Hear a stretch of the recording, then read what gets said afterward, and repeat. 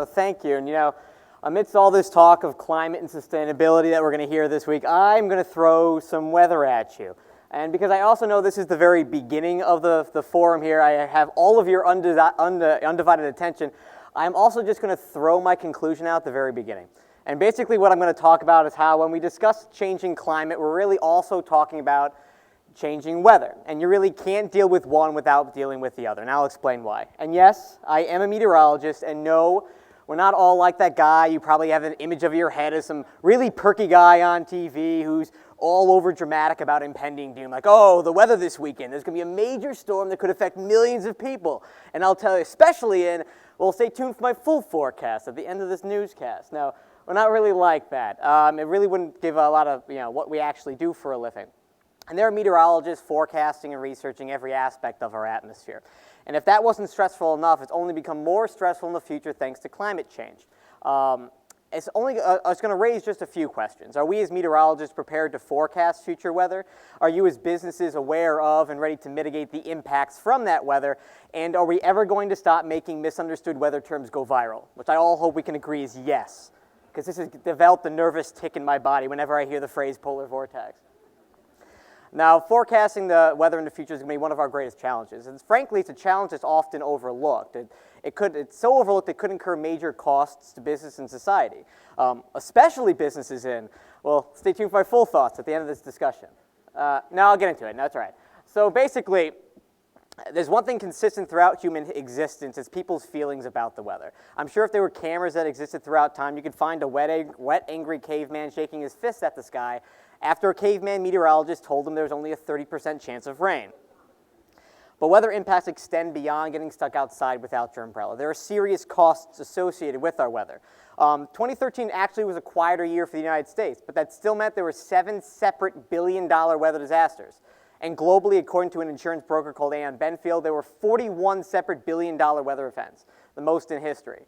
Now, the 2 costliest years for the United States were 2012, where the final bill was $110 billion, and the most expensive year, 2005, the year of Hurricane Katrina, where the final tally was $160 billion, which means if you add up the 2 costliest years, $270 billion, it would equal roughly the following people on Forbes' richest people alive list combined, numbers 1, 2, 3, 4, number 21, and number 900 million and a half. All right, I really just want to see my face up with all these guys because it's probably the only chance I'll ever have that happening. It looks pretty good. I think it looks normal. I don't know what you guys say. Now, to put $270 billion into more perspective, also would roughly equal 3 million me's. And that's more me than anyone should ever have to deal with. Now, as business continue to expand all across the globe, a weather disaster that hits anywhere could very likely affect you no matter where you are, in a place you may not like, your wallet. In 2011, the worst floods in 70 years hit southeast Thailand. It caused, let's see if it works, there we are. It flooded out the world's largest microchip producer and various automakers. It caused a very large supply chain disruption that ended up causing Intel to declare that their profits would not meet Wall Street estimates, and their stock suffered, as well as ended up cutting hours for American auto workers because the parts they needed were underwater in Thailand. Now, even the absence of what most people consider of weather is awful. California just finished its driest year on record, and this goes back 117 years. This photo was taken in January of 2013. This is what it looked like in January of 2014. The Sierra Nevada snowpack was roughly 12 to 15% of normal. It's the lowest it's ever been. This could have a major impact on California's water supply and its agriculture, as well as simply just increasing the risk for wildfires across the state. And you have to remember that nearly half of all U.S.-grown fruits, nuts, and vegetables all come from California. So this is an impact that you could see in your grocery store. Now, as I said, I'm a meteorologist. I work for a company called Innovim. I'm a federal contractor, and I do my work at the Climate Prediction Center inside NOAA. And we try to predict when and where all this stuff may happen, and we do it all for free. So if you're interested, let's say, in drought impacts, we help produce something called the U.S. Drought Monitor for this country, as well as various drought outlook products as well. If you're more interested in international issues, well, I physically help produce this. We forecast weather and climate that could affect food security throughout the developing world. But let's just say you're interested in what the temperature and precipitation is going to be for the next 3 months. Well, we give you, there we go. We give you basically what in essence is a probability risk for whether the temperature will be at, above, or below normal. But as with all weather forecasts, meteorologists just provide them. What's done with that information is up to you. And this is what a lot of our future holds. It's risk assessment. And to put this in a different perspective, if I told you there's a 10% chance of rain tomorrow, would you go outside without your umbrella? Probably. But if I told you there was a 10% chance you'd be hit by a car if you cross the street, would you cross it? Probably not. Why? The probabilities are the exact same. The difference is, of course, is in the consequence. And this is where I'm a little bit nervous for our future, because frankly, I'm nervous about our consequences thanks to climate change. Now, I'm sure you may know that climate is not weather, and weather is not climate, but it's a bit more nuanced than that. Climate's like a piñata. And Mother Nature has been creating and destroying different piñatas forever. There was an Ice Age piñata, there was a dinosaur era piñata, and just like how a regular, normal piñata is full up of candy, a climate piñata is full up of every sort of weather event you can ever imagine. And right now, we already have a really good idea of what's inside our current climate piñata. We know what to expect. We'd be really surprised if we cracked open that current piñata and an alligator popped out. But all of a sudden, some recent alligator-like things have happened. Hurricane Sandy, frankly, took a track that we'd never seen before, at least in our records. Epic heat waves in Australia in 2013 didn't so much break records, but redefined what records could be. It actually caused Australian meteorologists to add new colors onto their temperature scale because they never thought it would get that hot. And here's the issue. We, as a society, decided to force Mother Nature to build a brand new piñata and do it faster than she's ever done before. And she is just throwing things inside of it. So sure, there's maybe some stuff that we know, but there's also plenty of stuff we don't know, and more importantly, how much. So maybe in the future, something normal will pop out of that piñata, or maybe a bunch of alligators fall on our head, and that's a really big consequence. Now, we do know that certain things are going to get worse. Heat waves are going to get longer. Hot temperatures, even hotter. Heavy rain downpours will be even heavier and more frequent. Certain things are going to shift around. Drought going to expand across the Mediterranean Sea in Central America and into parts of the Southwest. And this is not even getting into the increased risk for coastal flooding thanks to sea level rise. And now, if you're a business, you're going to have to plan for all of this in the future. And as a society, we're also going to have to answer some very important questions. Should we build storm surge barriers to protect the most vulnerable cities like New York? Or what should we do with water issues between states and countries when all those water resources decrease? And what about infrastructure that can't handle the increased heat stress? Highways that are built on permafrost aren't so perma once the frost disappears.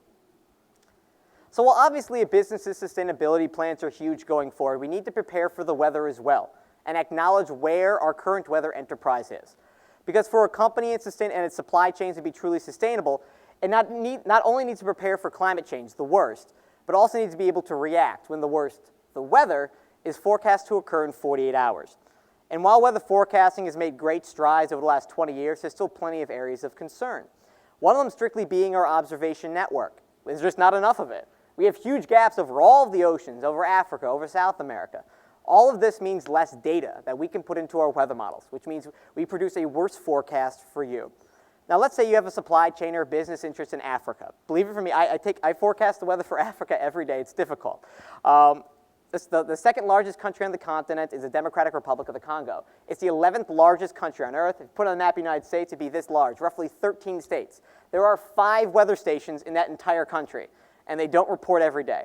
5. It's a huge gap, which could lead to a worse forecast that could affect millions and millions of people. So really minimizing this is going to be very vital in our future. Now, also because I knew I was going to be talking to a business-savvy crowd, I was going to bring up at least one example of how we're trying to deal with this issue. It's called the AMDAR program. Don't ask me what it means. It's an acronym. It involves these 7 companies who fly a lot. They agreed to put sensors onto their planes to give us back data in real time. This is what it looks like across the globe. Each of these lines represents a different plane in flight. This is what it looks like for the United States. It's a really clever way of us getting more information into our weather models so that we can make a better weather forecast for you to make your decisions on. But there needs to be more of this. So in addition to understanding basically our climate risk, we need to again acknowledge where our limitations are with weather forecasting. Because it could mean, because basically what I'm asking you to do is don't forget about the weather. Act like the Breakfast Club here when you're making your long-term plans. Because again, remember, this could mean the difference between another billion-dollar disaster and a narrow case of the worst avoidance of your worst-case scenarios. So in the future, we're going to need better weather forecasts. We're going to need more weather observations. We're going to need faster computers. Because your best-laid climate plans or sustainability plans aren't going to mean much if a bad weather forecast means a bad storm catches you by surprise. So again, that narrow avoidance is going to be very, very important. Because in the end, Mother Nature and meteor and weather doesn't really care about your politics, doesn't care about political borders. It could care less, basically, who started releasing greenhouse gases. It just knows that greenhouse gases are affecting it. And like death and taxes, weather is and forever will be a constant in our life. And we'll always need a good weather forecast. Because who knows when or where Mother Nature might conjure up its next weather disaster. Well, to be frankly honest, I really hope we meteorologists know when the next weather disaster is going to help, and with plenty of time to tell you too. But there's still a lot of work left to be done, and a lot of risk to manage. So I think with that, I'll throw it back to Hank with sports. No? All right. Oh. There you go.